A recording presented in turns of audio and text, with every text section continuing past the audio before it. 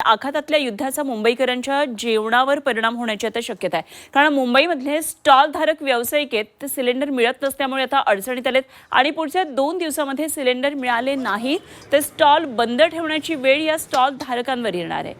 आणि याचाच आढावा घेतलाय आमचे प्रतिनिधी ज्ञानेश सावंत यांनी। अमेरिका, इस्रायल आणि इराण यांच्यातील संघर्षाचे काय परिणाम होऊ शकतात हे मुंबईतल्या अनेक रस्त्यावर दिसून येतात।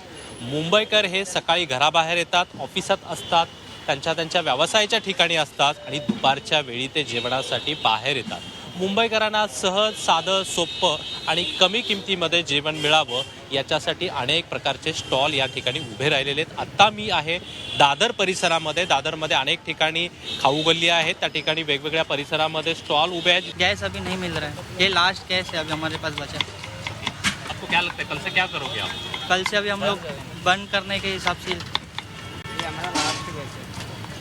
क्या? ये लास्ट गैस है। इसके बाद घर पे भी हम लोग कोयला इस्तेमाल कर रहे हैं। अभी ये कल से बंद ही करेंगे। कोयला मिल रहा है? कहाँ से मिल रहा है कोयला? कोयला जो हमारा पहले पानीपुरी का धंधा था उस पर थोड़ा था, इसलिए हम लोग का उससे भी चला रहे हैं काम।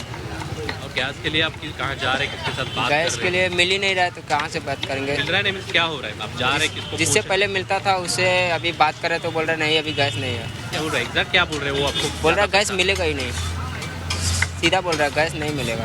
तर आपण या ठिकाणी आहोत तर दादर परिसर आहे आणि दादर परिसरातल्या अनेक स्टॉल धारकांना खरोखरीच एक मनामध्ये शंका आहे, ती भीती आहे। जर ते वास्तव म्हणून जर पुढे आलं तर या ठिकाणचे स्टॉल बंद होतील अशी शक्यता आहे। ही कुठचीही शक्यता नाकारता येत नाही। त्यामुळे पुढच्या 2-3 दिवसांमध्ये मुंबईकरांच्या स्टॉल धारकांच्या चिंतेमध्ये भर पडू शकते। कॅमेरामन मनीष सह ज्ञानेश सावंत, मुंबई।